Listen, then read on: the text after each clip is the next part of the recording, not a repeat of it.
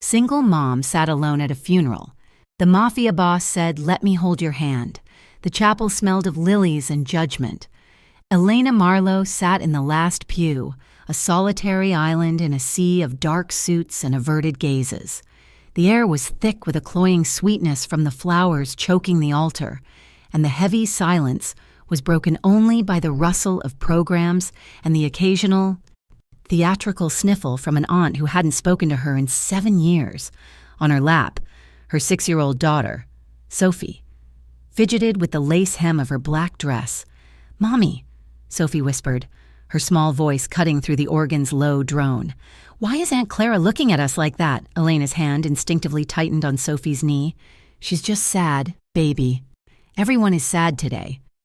But they weren't just sad, they were angry. Elena could feel the weight of their resentment, a heavy shroud as oppressive as her grief.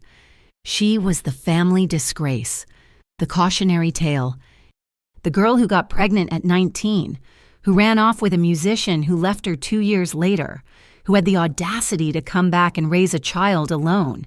And now, she had the audacity to mourn the brother who, like the rest of them, had mostly kept his distance. She looked at the closed casket at the front of the church. Caleb. Her eyes burned, but the tears wouldn't come. Not here, not in front of them. Her grief was a complicated, tangled thing, choked by regret. She hadn't spoken to him in nearly 4 years. Their last conversation had been a shouted match over a crackling phone line, him asking for money, her screaming that she didn't have any, that she had a daughter to feed. He had hung up. She hadn't known it was the last time. Now, sitting in this cold, sterile room, she was just the single mom at the funeral, the stain on the family's respectable veneer. The front pews were filled with her parents, her aunts, her uncles, a rigid blockade of righteousness. No one had made room for her. No one had even met her gaze. They had left her here, in the back, alone. The heavy oak doors at the back of the chapel groaned open, letting in a sliver of gray, rainy light.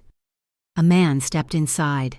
The atmosphere in the room didn't just shift, it froze. The whispers stopped, the coughing ceased. Even the organist seemed to falter, the music thinning for a beat. He was not from their world. The men in her family wore suits that were either too big or too tight, bought off the rack for occasions just like this. This man's suit was black, exquisitely tailored, and looked like it cost more than her apartment.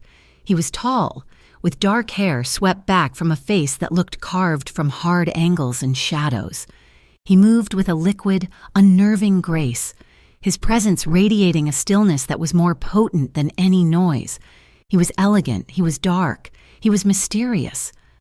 Elena watched, breathless, as he scanned the room. His gaze passed over the front pews, over her judgmental family, and settled, with deliberate weight, on her. For a heart-stopping second, she was certain he had the wrong funeral. But he moved, his polished shoes making no sound on the marble floor. He didn't walk toward the front. He didn't greet the family. He walked down the center aisle, turned, and stopped at her pew. The empty space beside her suddenly felt vast, a vacuum pulling him in. He slid into the pew. The wood creaked under his weight. Elena could feel the heat of him. Though he wasn't touching her, he smelled of expensive wool, clean soap, and something cold and metallic, like the rainy air he'd brought in with him. Sophie stopped fidgeting and stared at him with wide, curious eyes. Elena's heart hammered against her ribs. She stared straight ahead, at the lilies, at the casket. She could feel every eye in the chapel burning into the back of her head, the collective shock of her family a palpable force. The man leaned toward her. She flinched, turning her head just slightly. His profile was sharp, his jaw tight. His voice was a low, quiet rumble meant only for her, but it seemed to command the silence of the entire room. "Let me hold your hand." It was not a question. It was a statement of fact, a quiet command.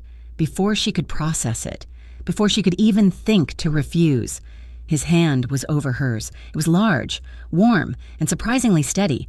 His fingers didn't just rest on hers, they enveloped them. A firm, grounding pressure that stopped the trembling she hadn't even realized had started. He didn't look at her. He stared forward, a silent, imposing sentinel in the last row. The service began. The pastor spoke of a man Elena barely recognized, a loyal friend, a good son. Elena didn't hear the words. She felt the solid weight of the stranger's hand, an anchor in the cold, judgmental sea. And for the first time that day, she let the tears fall, silent and hot, for the brother she had lost twice. The graveside service was a brief, windswept affair under a sky that threatened to open up. Elena stood at the back, holding a sleepy Sophie, the wet grass seeping into her thin-soled shoes. Her family huddled together near the casket, a tight, exclusive circle of grief. When it was over, they filed past her, one by one, heading for the line of black cars. Her mother's eyes were red, but her mouth was a thin, hard line. She looked right through Elena, as if she were a ghost.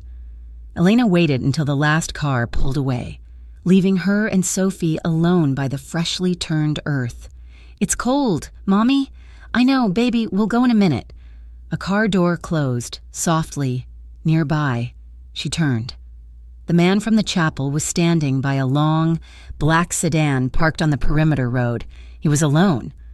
He walked toward her, his posture respectful, his hands clasped behind his back.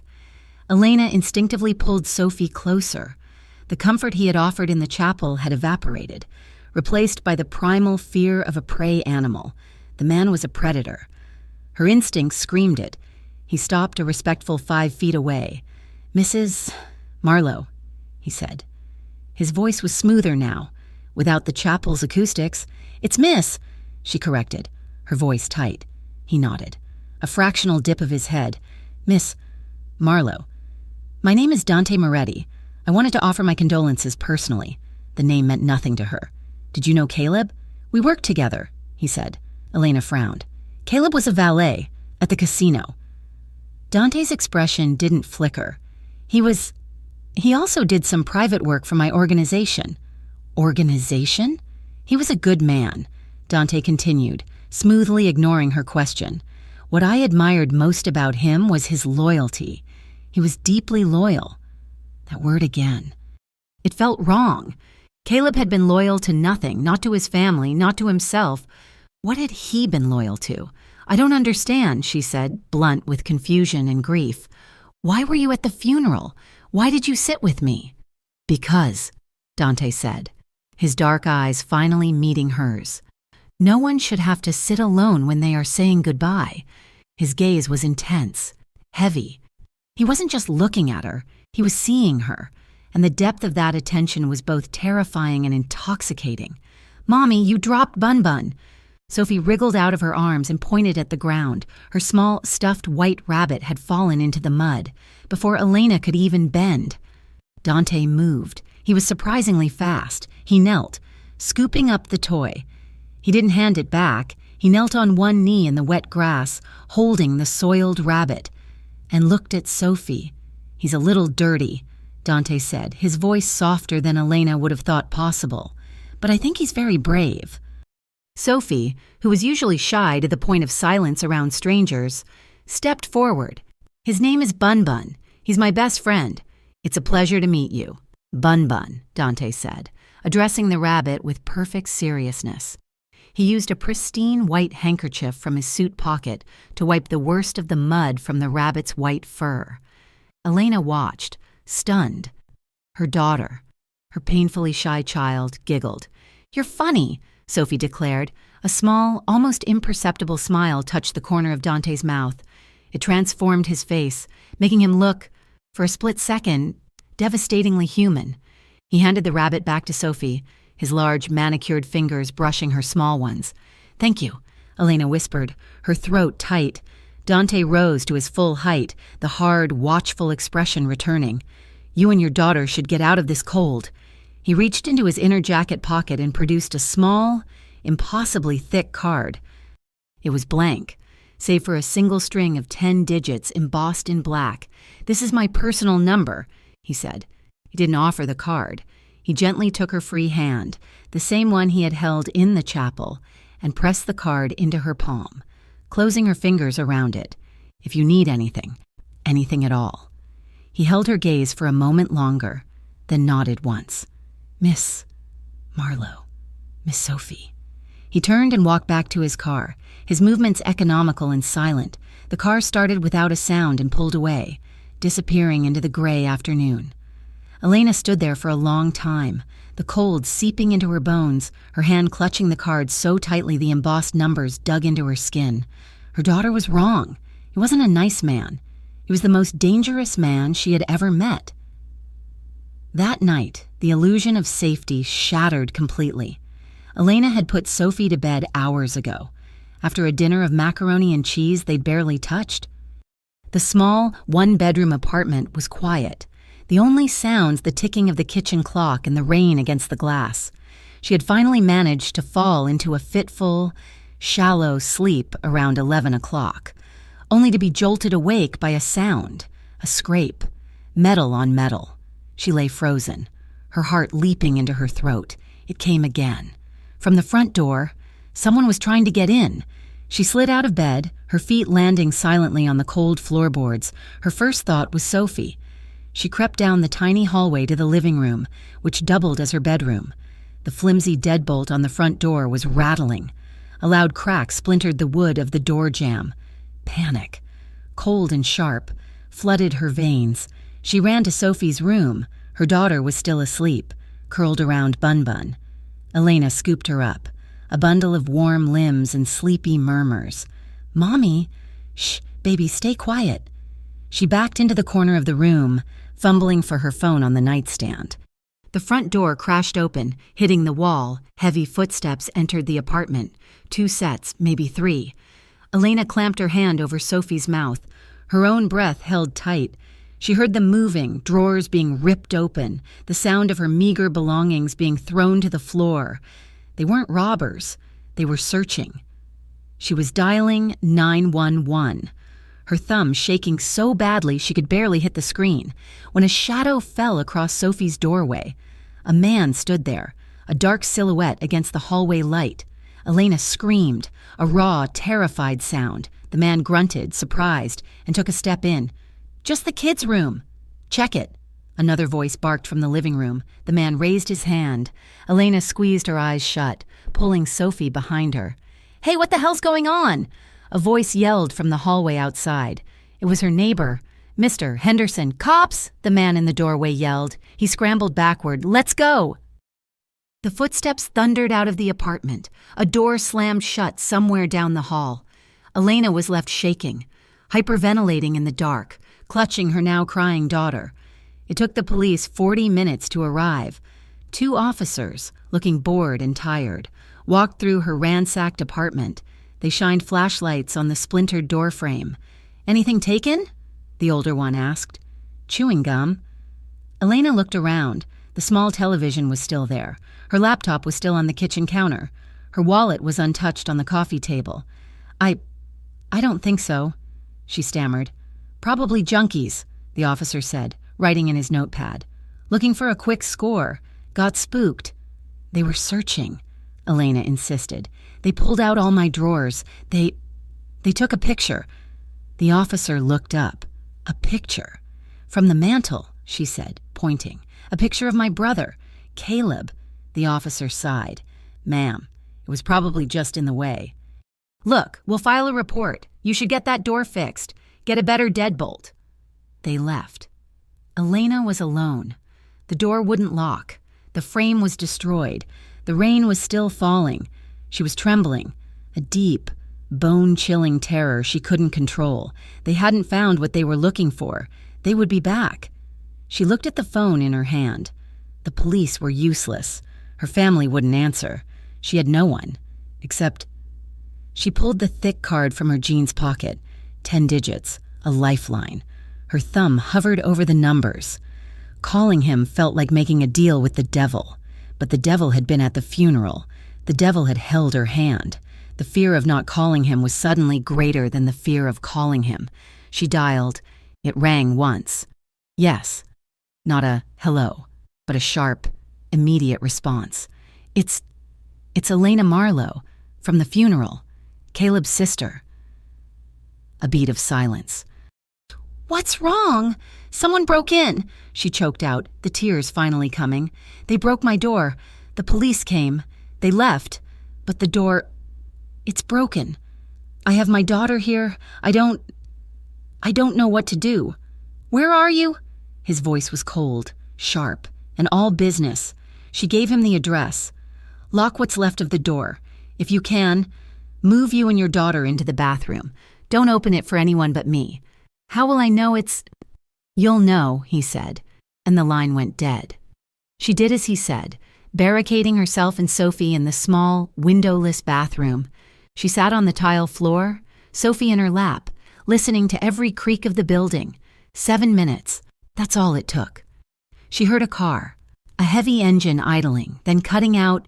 She heard footsteps, not in the hall, but on the stairs, fast and light, a knock, not on her door, but on the splintered frame. Elena. His voice. She sagged in relief. She unhooked the flimsy lock on the bathroom door and crept out. Dante Moretti filled the doorway. He wasn't in the suit. He wore dark jeans, boots, and a black Henley that stretched across his shoulders. He looked less like a businessman and more like a hunter. His eyes swept over her, then over Sophie, checking for injuries. He stepped inside, past her, his gaze taking in the violation of her home in one sweeping glance. His face was a mask of cold, controlled fury. "You're safe," he said. It wasn't a reassurance. It was a promise. He walked through the apartment, his movements methodical. He checked the closet. He ran a hand over the broken window latch in the kitchen. He knelt and examined the shattered door jamb. He moved with a deadly, quiet efficiency that made the 2 police officers look like children. He found Sophie, who was peeking from behind Elena's legs. He knelt just as he had at the cemetery. "And they're gone, little one," he said, his voice that same unsettlingly soft rumble. "They're not coming back tonight. You promise," Sophie whispered. "I promise." He turned to Elena. "Where is your spare key?" In the kitchen junk drawer." He found it, then went back outside. She heard the sound of tools, of wood being hammered. He was fixing the door. After a few minutes, he came back inside. He had installed a heavy-duty slide bolt from a kit he must have had in his car. "It will hold for the night," he said. "You'll need a new door tomorrow." "Thank you," she said, her voice small. I can pay you for the..." His eyes snapped to hers, and she fell silent. "Go to your daughter," he said. "Get her to sleep." Elena nodded, taking Sophie back to her small room, tucking her into the sheets. She sat until Sophie's breathing evened out. When she emerged, Dante hadn't moved. He was standing by the broken mantel, his back to her. He was looking at the empty space where Caleb's photo had been. "They took his picture," she whispered. "I know," he said. He turned. "I will stay until dawn. You don't have to do that. You've fixed the door. I am staying." He walked to the single, worn-out armchair she owned, the one facing the front door. He didn't sit in it. He moved it, positioning it in the small hallway, directly in front of the door, and then he sat. He didn't turn on a lamp. He didn't look at his phone. He just sat, hands resting on his knees, watching the door he had just secured. A sentinel. Elena stood in the shadows of her kitchen, watching him. The moonlight, filtering through the blinds he had closed, cut across his face, all hard lines and dark hollows. He was the most terrifying man she had ever known. He was the reason her apartment had been invaded. She was sure of it. This loyalty he spoke of, this organization. Caleb had died for it, and now they were coming for her. He was the source of her danger. But as she watched him sit, silent and unmoving, a guardian at her gate, she couldn't stop the other, treacherous feeling from rising in her chest. She had never, in her entire life, felt so completely and utterly safe. She didn't go to bed. She just leaned against the wall, her arms crossed over her chest, and watched the man who was both her nightmare and her protector, waiting for the sun to rise. The days that followed were brittle. Dante had a new, reinforced door installed by silent, efficient men before the sun was even fully up, but the splintered wood was a memory etched into Elena's mind. Every time the floorboards in the hallway creaked, her heart seized. Every car that slowed on the street below made her stop breathing. She was living on a wire, and the tension was making her fray. She first saw the man 4 days after the funeral. She was walking Sophie to the small park 2 blocks over, a desperate attempt to reclaim some sliver of their old life. He was sitting in a gray sedan across the street, reading a newspaper. He was unremarkable in every way, which was precisely what caught her eye. When she walked Sophie back 2 hours later, he was still there. The newspaper was folded on his passenger seat. He was just watching. He wasn't one of the men who had broken in. He wasn't a police officer. He was something else. He was there the next morning when she left to get milk. He was there in the evening, parked in the alley behind her building, his silhouette visible against the setting sun. A cold, clarifying anger began to push through her fear. This wasn't protection. It was possession. He had marked her. Dante Moretti had laid some invisible claim on her life, and she was now a prisoner in a cage she couldn't see. That evening, she left Sophie with Mrs. Henderson for 30 minutes, promising her neighbor it was an emergency. She walked straight down the alley, her keys clutched in her hand, the metal biting into her palm. She stopped 10 feet from the car. The window slid down, silent and electric. The man inside didn't look at her. "You should go inside, Miss Marlowe," he said, his voice flat. "It's not safe out here." "Who are you?" she demanded, her voice shaking but loud. "Just a guy," he said, finally turning. His eyes were bored. "Headed home. You've been headed home for 2 days. You work for him, don't you? For Dante." The man's face tightened. "Ma'am, please get back inside." "I want him to come here," she said. "I want him to tell me why. You tell him that. You tell him I'm not some property he can guard." The man sighed, pulled out a phone, and typed a message. "He's not going to like that." "I don't care." She stormed back upstairs, her blood roaring. She was so furious she was shaking. 10 minutes later, her phone rang, the number she had stared at for an entire night. "You're upset," Dante said. It wasn't a question. "You put a man in my alley, Dante. You have me watched like a criminal. You don't have that right." There was a pause. "No, I don't. But I have the responsibility. He's there because the men who broke into your home will be back." "The police said." "The police are wrong," he cut in, his voice sharp. "They weren't junkies. They were professionals. They were looking for something. Elena. Something your brother was protecting." Her breath hitched. "What? What was he protecting?" "That's what I'm trying to find out.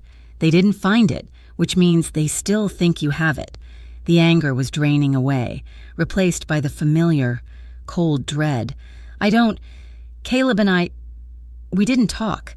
He never gave me anything." "Think," Dante commanded, his voice intense. "Did he leave anything with you? A package? A key? Did he ask you to hold on to a laptop? A hard drive? Anything at all in the last few months?" "No, nothing." Another silence. This one was heavier. "They took his photograph. Elena. They were making sure they had the right family. They won't stop." She sank onto her sofa, the phone pressed hard to her ear. "What do you want me to do?" "I want you and Sophie to have dinner at my home tonight. We need to talk. Properly. I will send a car in 1 hour. I can't just drop." 1 hour, he said, and hung up. The house was not a house. It was a fortress of old stone and dark ivy, set back from the road on a hill overlooking the city's glittering lights. It was quiet, imposing, and cold. The man who had been in her alley, she now knew his name was Franco, opened the car door and led her and Sophie up the wide stone steps. Dante was waiting in the foyer. It was a cavernous space, all dark wood and polished marble, with a chandelier that looked like it belonged in a museum. He was dressed as he was at the funeral, in a suit that spoke of quiet, generational wealth. "Mommy, this is a castle," Sophie whispered, her eyes wide. A flicker of that rare smile touched Dante's mouth. "Welcome to my castle, Miss Sophie." He knelt, just as he had at the cemetery. I'm told you like macaroni and cheese. I had my cook make a special batch." Sophie giggled and hid behind Elena's leg. The dinner was the most surreal experience of Elena's life. They sat at one end of a dining table that could have seated 30.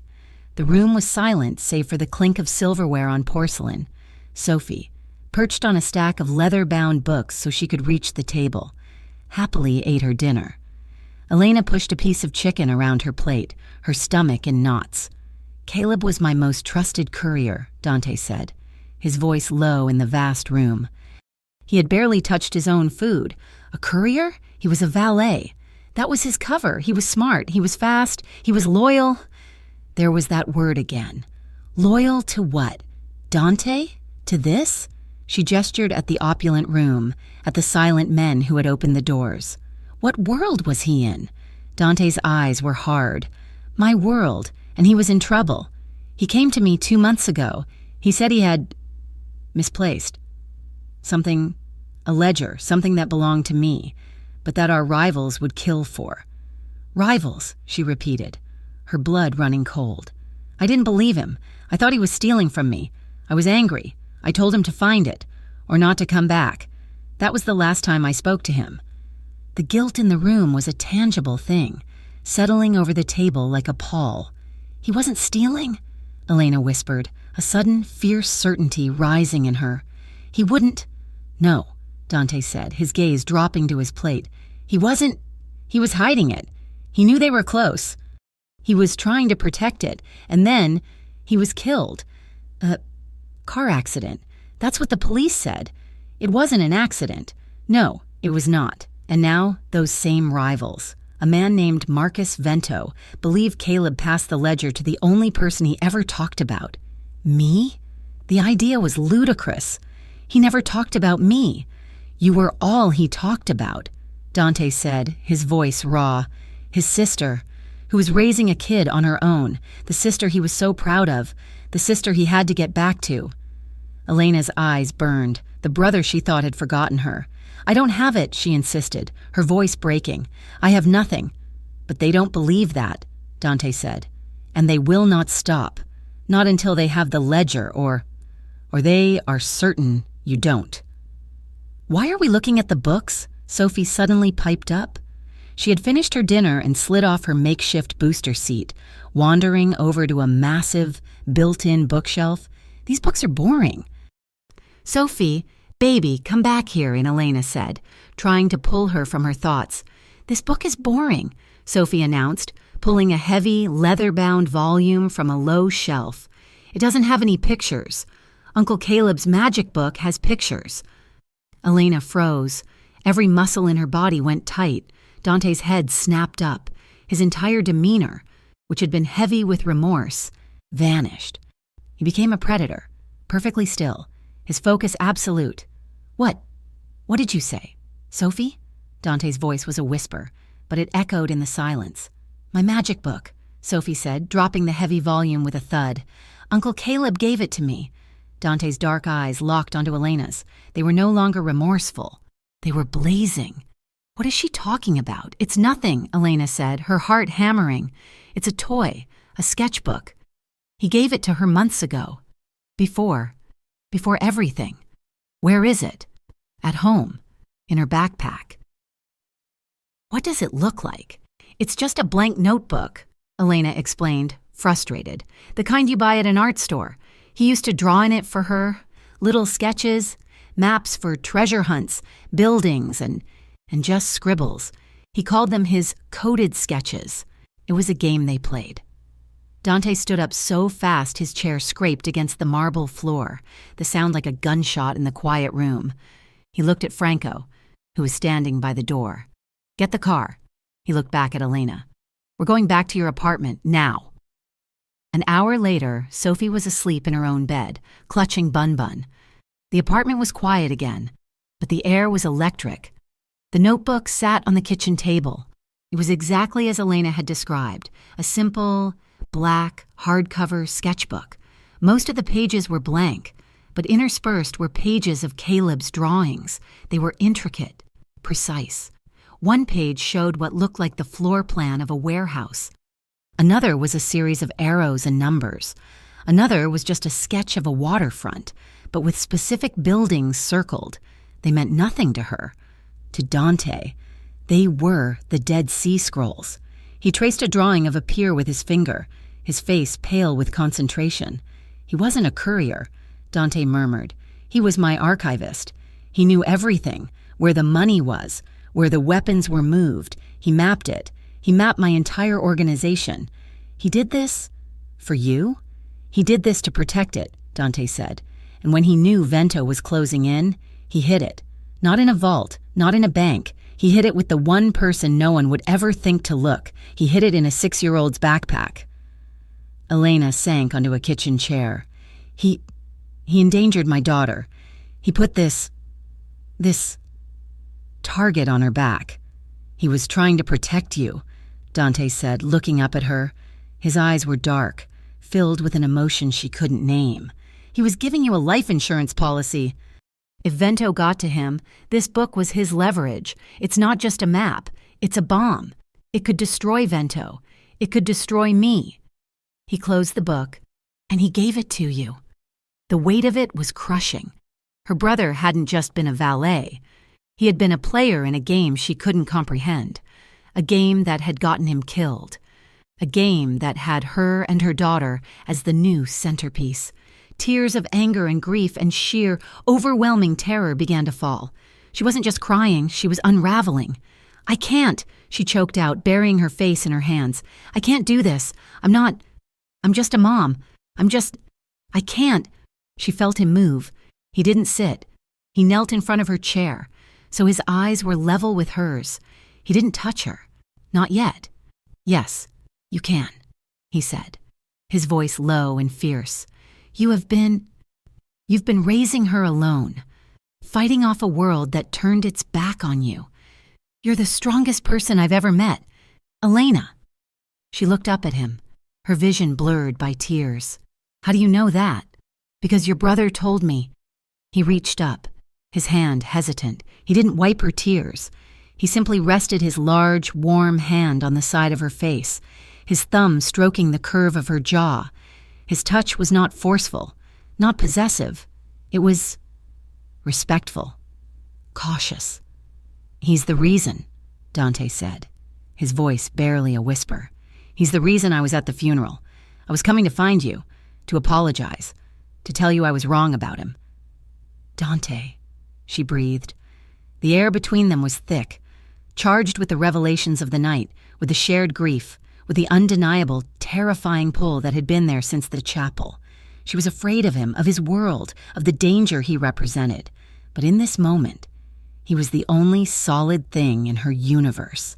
He leaned in, slowly, giving her an eternity to pull away. She couldn't. His lips touched hers, touched.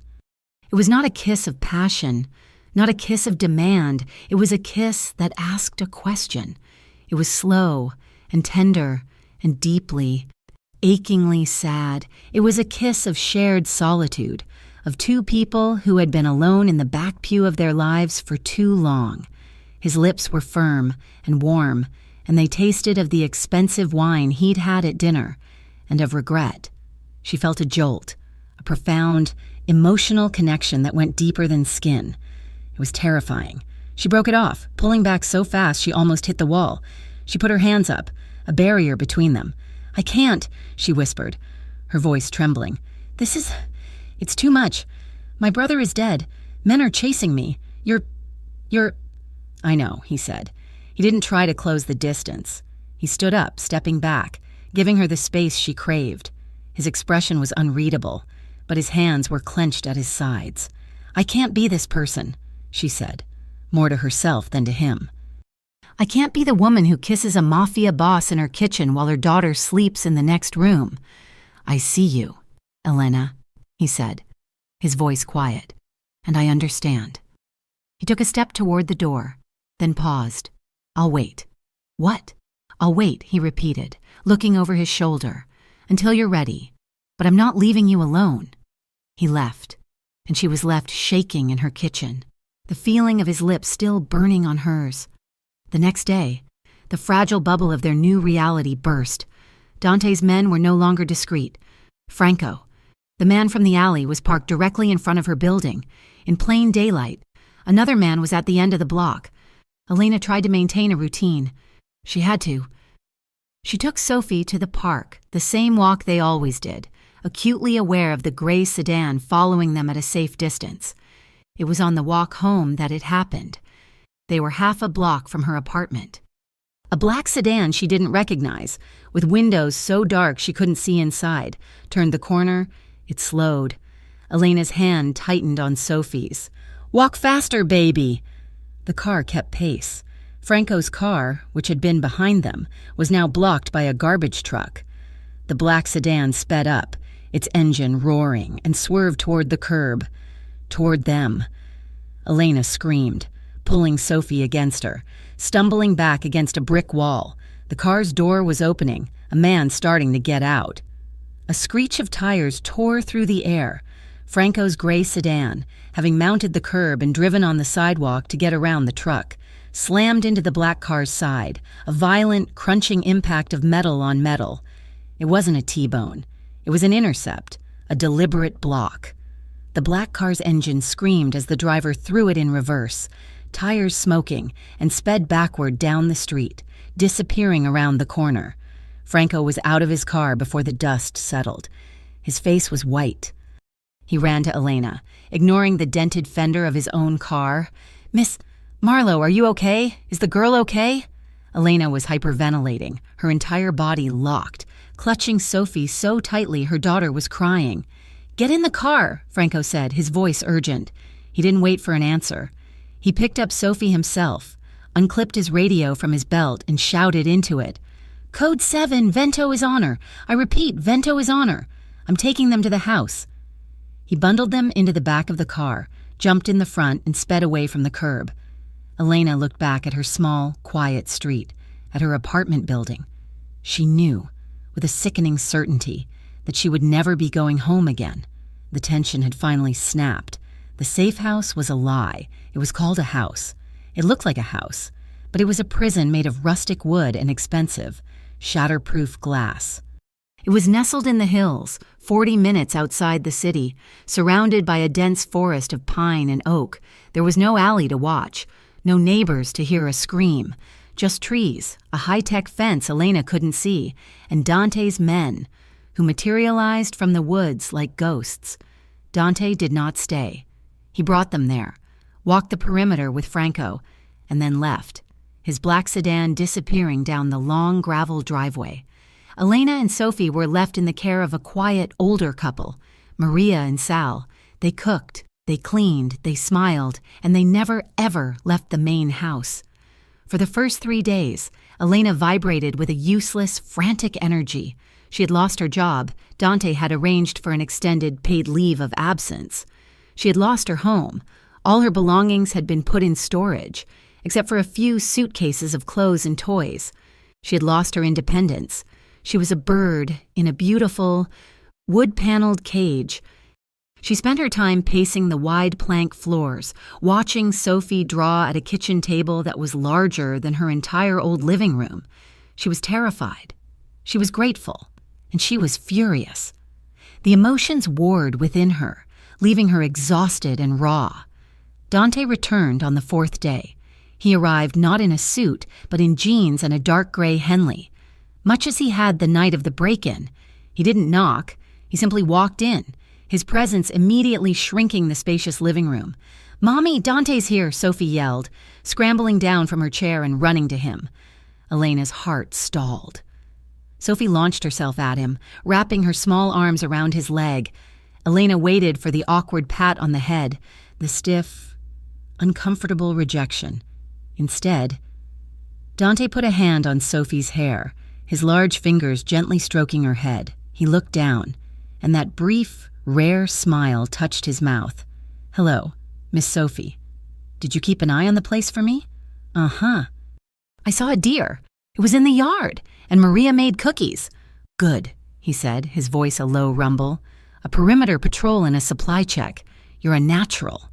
He knelt, bringing himself down to her level. I brought you something." He pulled a small, hardcover book from his back pocket. It was The Little Prince. "It was my sister's favorite," he said, his voice quiet, his eyes on the cover. "Will you read it to me?" Sophie asked.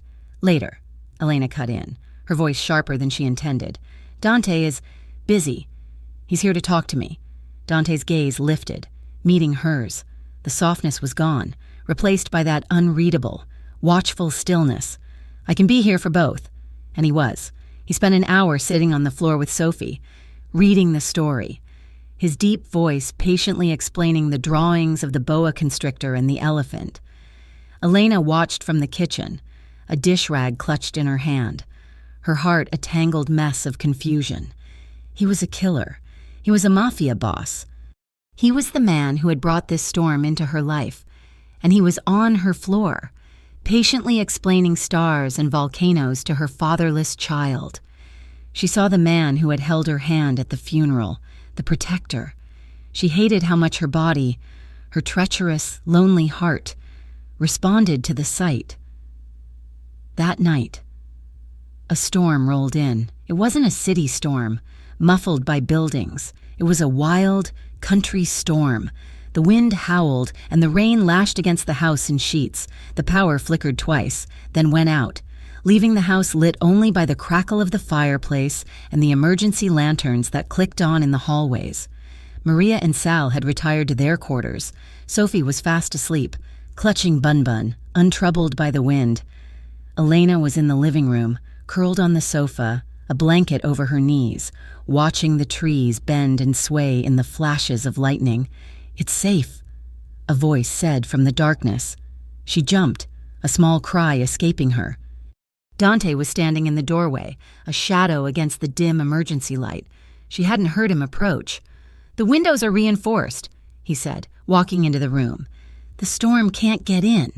But you can," she said, her voice small. "You move like a ghost." He didn't apologize. He walked to the fireplace, picked up the iron poker, and stoked the embers, sending a fresh cascade of orange sparks up the chimney. "You should sleep," he said. "I can't, not when it's like this." She pulled her knees tighter to her chest. "It's too loud, too much time to think." He turned, the firelight catching the hard planes of his face. "What do you think about?" She laughed, a short, bitter sound. "Everything. My old apartment, my job, my ex, the one before Sophie, the one who wasn't her father, but who tried to be, for a while." He was silent, but he was listening. He leaned against the stone mantel, his arms crossed. He wasn't going anywhere. "His name was Mark," she whispered, the name tasting like ash. "He was so charming. My family loved him. He bought me flowers, and then, when no one was looking, he'd grab my arm, just a little too tight. He'd check my phone. He'd tell me the clothes I wore were inappropriate, that I was lucky to have him." She stared into the fire, the memories she kept locked away now spilling into the dark, storm-filled room. "The night I left, he'd been drinking. He didn't like what I'd made for dinner. He threw the plate against the wall, and then he pushed me. I fell. I was 7 months pregnant with Sophie." Dante's posture changed. He didn't uncross his arms, but his entire body went rigid, a statue of coiled fury. "I left that night," Elena continued, her voice thick. "I never went back. I went to my parents, my father. He told me I'd made my bed. He said I had embarrassed Mark, and I should go back and apologize." "And your brother?" Dante asked, his voice a low growl. A single tear traced a hot path down her cheek. "Caleb, he was the only one. He was a mess himself, always in trouble. But he showed up at 3 a.m. at the bus station. He gave me every dollar in his wallet, $312. He said I was the only good thing in the family. He told me to run and never look back, and I did. I didn't even speak to him again. Not really. I let him drift away. I was so angry at him for being part of this. And now he's gone." She was sobbing now, the ugly, raw sobs of years of grief and fear. She waited for him to say something, to offer pity, to tell her it would be okay. Instead, He just let the silence stretch, his presence a dark, solid anchor in the storm. When she had finally cried herself quiet, her breath hitching, he spoke. His voice was rough. "My father," he said, "was a monster." Elena looked up, shocked. He was no longer looking at her. He was staring into the fire, but she knew he was seeing something else entirely. He drank. He was violent, and he hated weakness. My mother, she was a ghost in her own home. But my sister, Chiara, she was sunshine. She was like Sophie. All light, and he couldn't stand it. He couldn't stand her light. He uncrossed his arms. His hands were fists at his sides. I was 12 years old the first time he went for her. He was drunk. He raised his hand, and I grabbed a fireplace poker, just like that one. He nodded at the hearth. I told him if he touched her, I'd kill him. Dante. She breathed. He laughed. He beat me so badly I couldn't walk for 2 days. But he didn't touch her, and he never touched her again. From that day, he knew. He knew I would. I grew up standing in doorways. I grew up listening to footsteps. I learned to be the thing in the dark that was scarier than him. He turned his head, his dark eyes so full of pain, finding hers. I am not a good man. Elena, I know what I am, but I know how to protect what is mine, and I know how to stand between the monsters and the people they want to hurt. The gap between them, the few feet of floor, felt charged with an impossible voltage, the storm outside and the storm inside. He wasn't a good man. He was a man who understood. He had stood in doorways, just as he had stood in hers. She didn't know who moved first. Maybe neither of them. It felt like the air just pulled them together. She was off the couch, and he was there. His hands coming up to cup her face, his palms rough against her tear-stained skin. "You're not weak," he whispered, his voice hoarse. "You're a survivor. So are you," she breathed. His eyes searched hers in the firelight, 1,000 unspoken questions passing between them. He was asking. She was answering. His mouth came down on hers. It was nothing like the first kiss. That had been tender, hesitant. This was desperate. It was raw. It was the collision of two people who had been starving for a single, safe touch. It was the storm inside meeting the storm outside. His lips were firm and hot, moving against hers with a desperate, pent-up need that mirrored her own.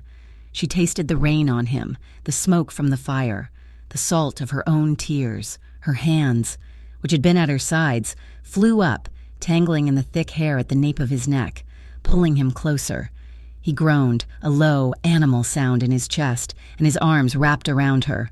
One hand splayed across her back, pulling her flush against the solid, hard wall of his chest.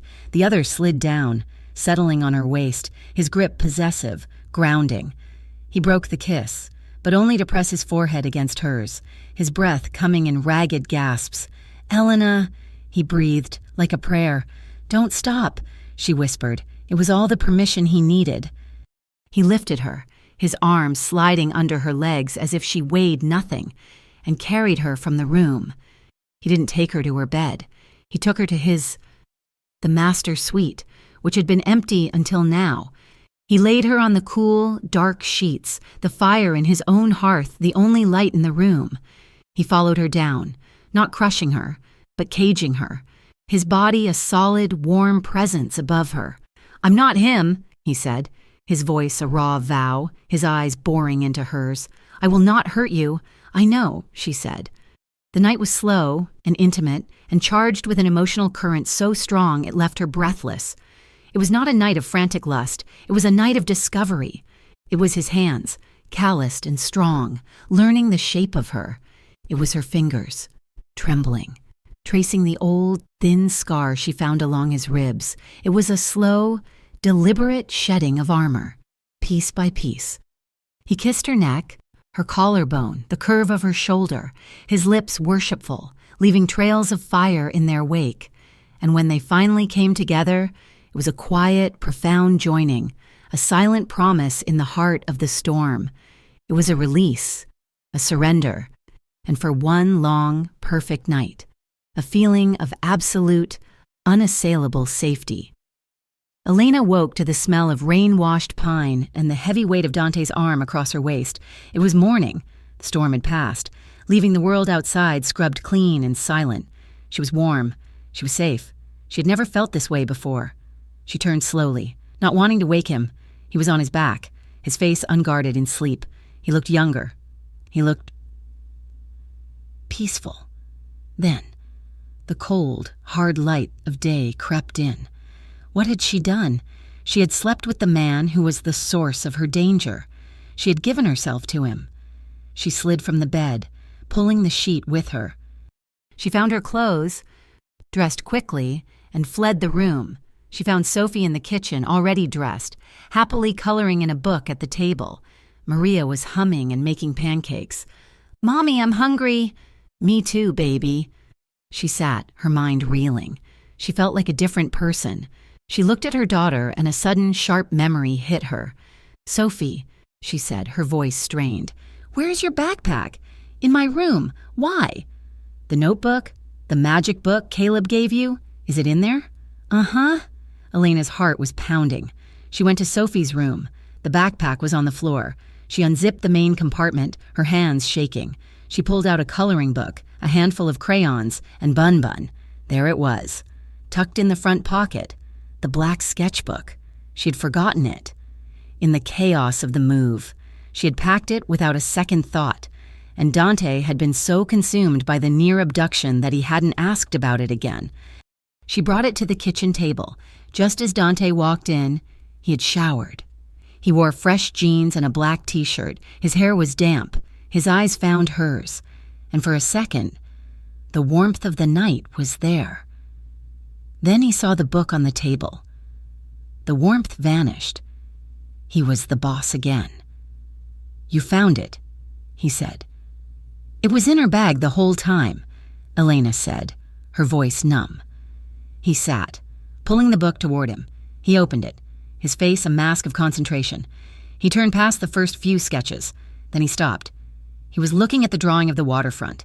He was a genius, Dante murmured. "A goddamn genius." "What is it?" Elena asked, dread coiling in her stomach. "It's not just a map. It's a key." He pointed to the circled buildings. "This isn't a warehouse. This is a holding company. Ventos and this. This is the offshore account number, hidden in the waves, and this." He flipped the page, a drawing of a row of warehouses. "My warehouses," he said, a new, cold anger in his voice. "He didn't just map my assets. He mapped my vulnerabilities." He turned the page again, and again his face grew darker with every turn. "What is it?" Elena demanded. Dante looked up, his eyes black, all traces of the man from last night gone. "Coordinates, shipping manifests, account numbers for hidden funds, not just mine. Ventos, all of it, everything Caleb was protecting for me." "Protecting for you?" Elena's blood ran cold. She stood up, backing away from the table. This is what you wanted, isn't it?" "Elena, last night, was that just but part of it? Get me comfortable? Get me to trust you, so I'd hand this over?" The accusation was out before she could stop it, fueled by a lifetime of betrayal. From Mark, from her father. Dante stood, his chair scraping the floor. His face was thunderous. "You think I staged a storm? You think I faked that?" "How do I know?" she cried, her voice cracking. "I was a pawn. Caleb made me a pawn, and now you're using me. You weren't interested in me. You were interested in this, in your money, your weapons." "I didn't know the book was here," he roared, slamming his hand on the table. The book jumped. Sophie, at the other end of the table, gasped. They both froze. Dante's anger evaporated, replaced by a deep, weary shame. He looked at Sophie, then at Elena. "I didn't know," he said, his voice low, controlled. "I suspected you had something, but I did not know it was in this house. And last night had nothing to do with this. But the doubt was there, a poison in the air. I need space," Elena whispered, her heart breaking. "I need to think. Just get away from me." She turned and ran from the room. Dante watched her go, his jaw tight. He looked at the book, then at Sophie. He swept the book into his hands and walked out, his shoulders rigid. The rest of the day was a cold, silent hell. Elena stayed with Sophie, their every interaction strained. Dante was gone, in a study at the other end of the house, his voice a low, angry murmur on the phone. Night fell. Elena was putting Sophie to bed, the tension in the house so thick she could barely breathe. She'd been wrong to accuse him. She knew it. She'd seen his face.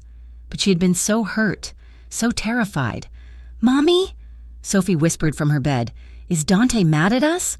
"No, baby," Elena said, her throat tight. "He's not mad. Go to sleep." She kissed her daughter, turned off the light, and went to find him, to apologize. She was walking down the hall when she heard it, the sound of glass breaking. Not from a storm, but from force. It came from the kitchen. She flattened herself against the wall, her heart stopping. She heard a thud, a muffled voice. "Find the woman and the kid. Vento wants them, alive." They were inside. Elena didn't scream. She didn't think. She flew back to Sophie's room, locking the door. Her daughter was already sitting up, her eyes wide with fear. "Mommy?" "Shh." Elena scooped her from the bed. "We're going to play a game, the quietest game in the world." She ran to the back of Sophie's closet. Caleb. He had been a mess, but he had been smart. When he had visited her once, years ago, he'd told her, "Every room has 2 exits, Lena, even if you have to make one." Behind a false panel at the back of the closet, one she had only found by accident, was a small, dark space, a crawl space. She pushed Sophie inside. "Stay here. Be silent. Do not come out, no matter what you hear. Do you understand me? I'm scared. I know. Be brave for me. I'll be right back. Don't leave me. I have to lock it from the outside, baby. I'll be right here." She was lying. She pulled the panel closed, hearing Sophie's tiny, muffled sob. She grabbed a baseball bat from Sophie's toy chest. The doorknob to the bedroom rattled. "It's locked," a man shouted. A heavy boot kicked the door. The wood splintered. Elena stood, her back to the closet. The bat raised, tears streaming down her face. The door flew open. A man in black stood there, a gun in his hand. He smiled. "There she is." He took a step in. The first shot was so loud it deafened her. The man's smile vanished, replaced by a look of surprise, a red flower blooming on his chest. He fell forward. Dante stood in the hallway, smoke curling from the pistol in his hand. His face was a mask of pure, cold rage. "Get out!" another man yelled from the kitchen. Dante didn't flinch. He moved past Elena, pushing her back toward the closet. "Stay with her," he ordered. He moved into the hallway like a shadow. She heard 2 more shots, a thud, a cry, then silence. It was over in less than 10 seconds. The silence was heavier, more terrifying than the noise had been. "Dante?" she called, her voice a reedy whisper. He appeared in the doorway. He was breathing heavily. There was a long, red slash on his forearm, bleeding sluggishly. He was alive. She didn't run to him. She stumbled to the closet, her hands fumbling with the panel. She ripped it open. Sophie was huddled in the back, silent tears streaming down her face.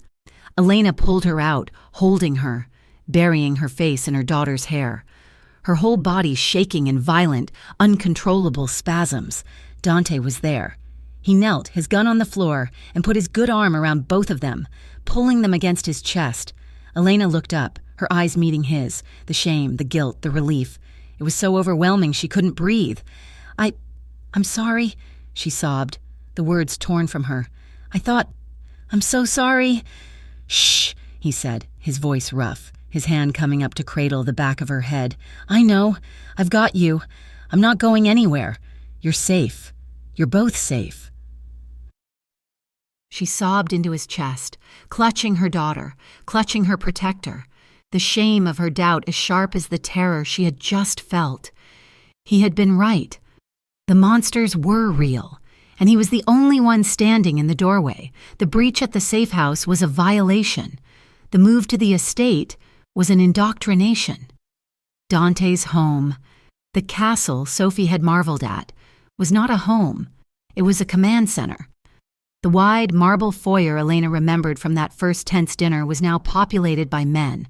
Not just guards like Franco, but men in sharp suits who moved with the same predatory stillness as Dante. They were his inner circle, his lieutenants, and they were always there. Dante moved Elena and Sophie into a sprawling suite of rooms in the east wing, overlooking a walled garden. The glass was thick. The locks were biometric. It was the most luxurious prison she could have imagined. Here, she began to understand Dante's world. It was a world of whispered, urgent conversations in the hallway at 2 a.m. It was a world of loyalty so absolute it was terrifying. When Dante entered a room, men twice his age fell silent and waited. It was a world where power wasn't shouted. It was a low, steady thrum that emanated from Dante himself, coloring every interaction. Elena was the anomaly. The men watched her with a mixture of curiosity and suspicion. She was the boss's woman, the outsider, the liability. But Sophie was a different story. She was 6 years old. She did not see lieutenants. She saw new people. She did not understand the tension. She only understood that the garden was beautiful and the kitchen staff, at Dante's command, would make her cookies in any shape she desired. The defining moment came one afternoon. Dante was in the library, a vast 2-story room of dark wood, in a tense meeting with 4 of his most senior men. Elena could feel the anger rolling out of the room from the hallway. And then Sophie, having escaped Elena's watch, toddled in. She was holding Bun-Bun in one hand and the little prince in the other. The 4 men, hard-faced and scarred, froze. One of them, a silver-haired man named Ricardo, actually put his hand on the gun holstered under his jacket. Sophie ignored them all. She walked straight to the massive oak desk and tugged on the leg of Dante's jeans. "Uncle Dante," she announced, her voice piping loud in the heavy silence. "You promised to read the part about the fox." Elena stopped in the doorway, her heart in her throat, ready to apologize, to snatch her daughter away. The room was so quiet she could hear the clock ticking on the mantel. Dante, who had been staring at a map on his desk, turned his head. The hard, cold fury in his eyes did not vanish, but it shifted. It receded, like a tide pulling back. He looked down at Sophie. "The fox," he said, his voice rough. "He's the important one." Sophie insisted. One of the other men coughed, a strangled sound. Dante picked up the book from her hand. He didn't smile, but the tension in his shoulders eased. "Gentlemen," he said, his voice smooth and deadly, "we will finish this after. My uncle's duties are a priority." He pushed back his chair, scooped Sophie onto his lap, and opened the book. The lieutenants filed out of the room, their faces a mask of bewilderment. Franco, standing guard at the door, met Elena's gaze. His lips were pressed into a tight, flat line, but his eyes were laughing. From that day on, she was Miss Marlowe. But Sophie was the little boss. She melted them. She would ask men who had likely killed people to tie her shoe, and they would kneel and do it. She had, in her innocence, bypassed the fortress and claimed the king, and in doing so, had been given immunity by his entire court. With the immediate threat of Vento held at bay, Elena felt a new, strange sense of purpose. She had Caleb's notebook. She had been a pawn, but she refused to remain one. She began to work, sitting with Dante in his study for hours, tracing the lines her brother had drawn. He was trying to fix it, she whispered one evening, her fingers on a page that was not a map of assets, but a list of names. "What do you mean?" Dante asked. He sat beside her on the leather sofa, close enough that his knee brushed hers. "This drawing, it's not a warehouse. It's the back alley of the shelter I used to volunteer at. And this number. It's not an account. It's a donation routing, set up anonymously." They dug deeper. They found more. Caleb had been slowly, carefully siphoning money, not for himself, not for Vento. He had been creating ghost accounts to fund women's shelters, rehab clinics, and halfway houses for ex-cons. He had been using Dante's criminal organization as a piggy bank to undo the very damage it created. "He was building an escape hatch," Dante said, his voice raw with a respect he had not shown before. "Not just for you. For his own soul. Elena wept, not from grief this time, but from a fierce, burning pride. Her brother, the family screw-up, had been the most courageous of them all. He had died a martyr, not a lackey, but this new, fragile domesticity was a lie. The truce was not real. The tension in the organization was palpable. Ricardo, the silver-haired lieutenant, and a few others from the old guard did not trust Elena. They saw Dante's vow to find Caleb's good work as a distraction. They saw his softness with Sophie, his closeness with Elena, as a weakness Vento would exploit. Elena felt their eyes on her. She heard the whispers that stopped when she entered a room. They thought she was manipulating him. They thought she was a black widow, using her body and her child to turn the most feared man in the city into a family man.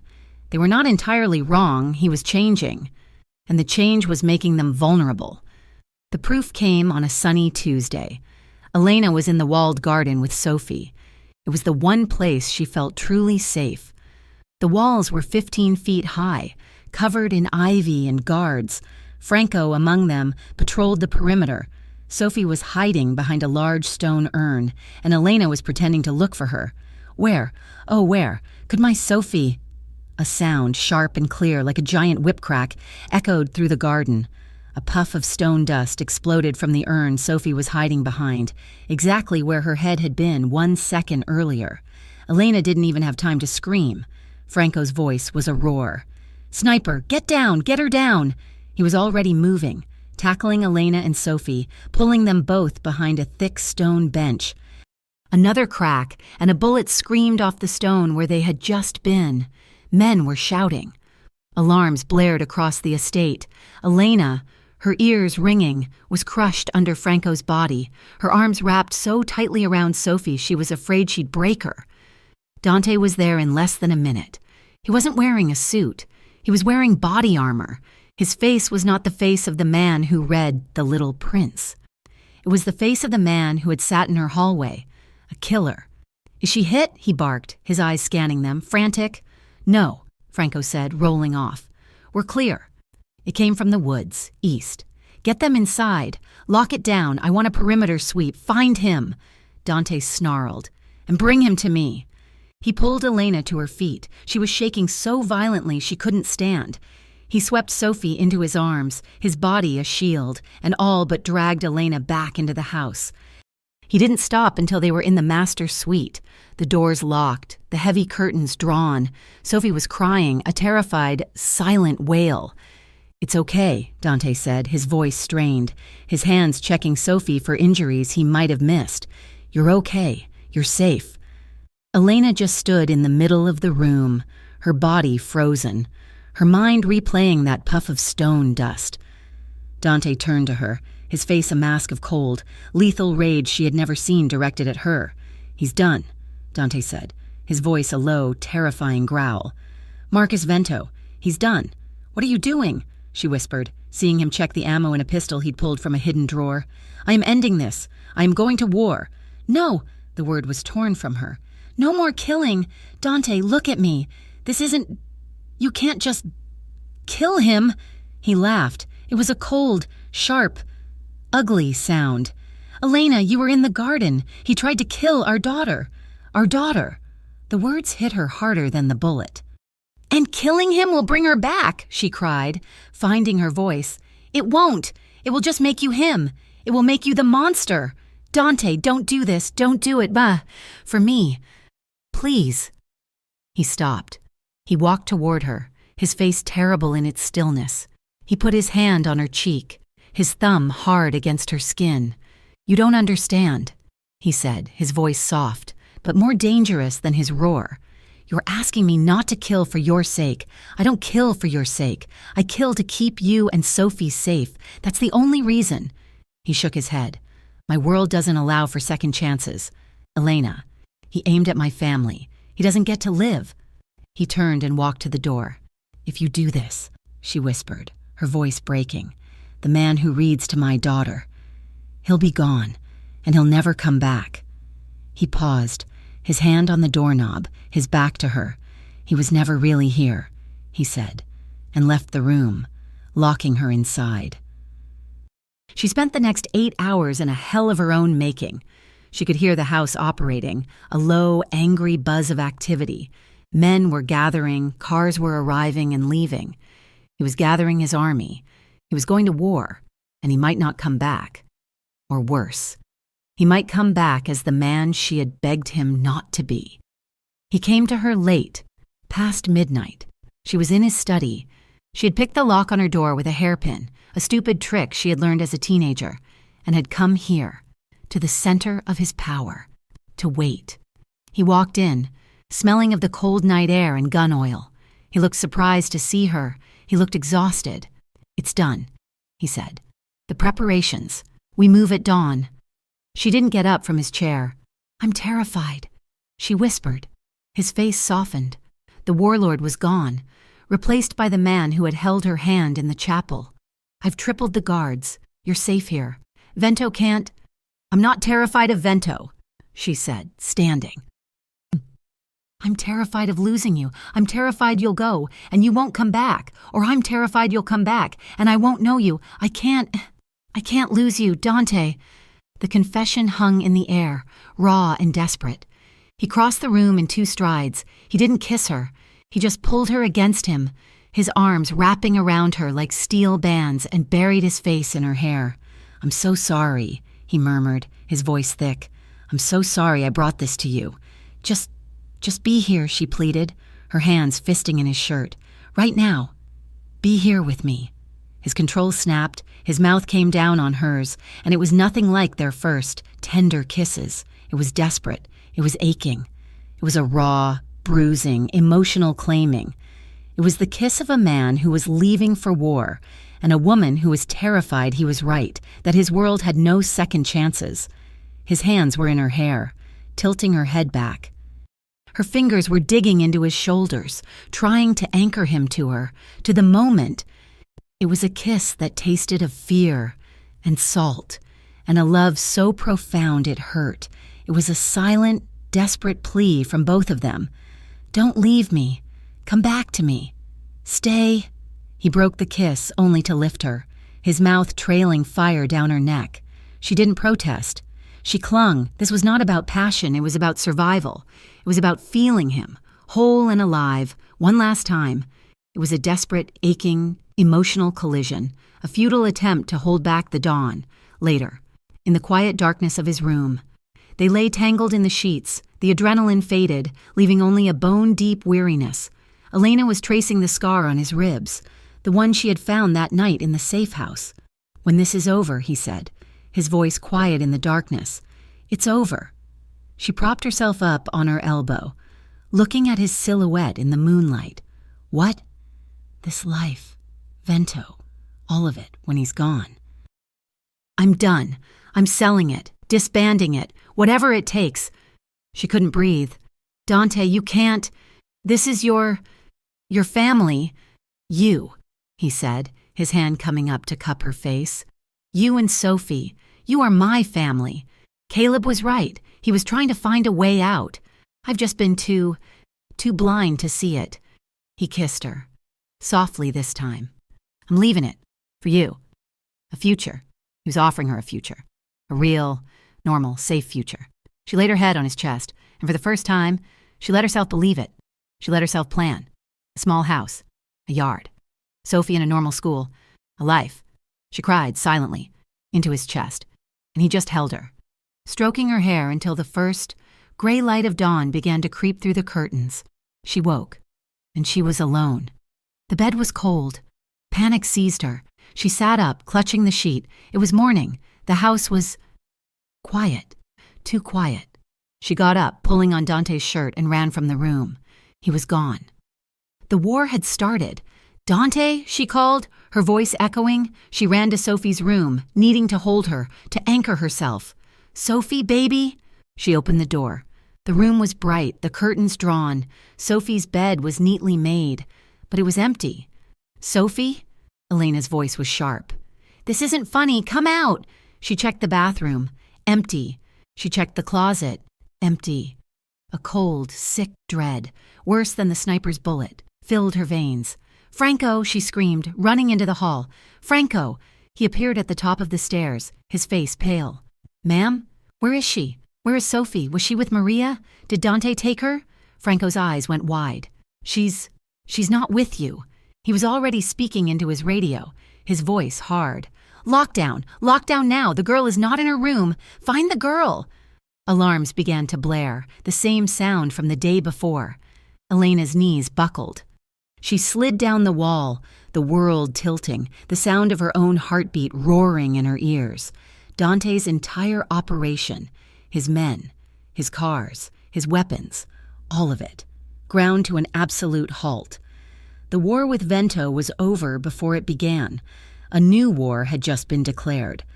Elena collapsed on the cold marble floor, a single, agonizing scream tearing itself from her throat. Sophie was gone. The silence of the estate was a new kind of violence.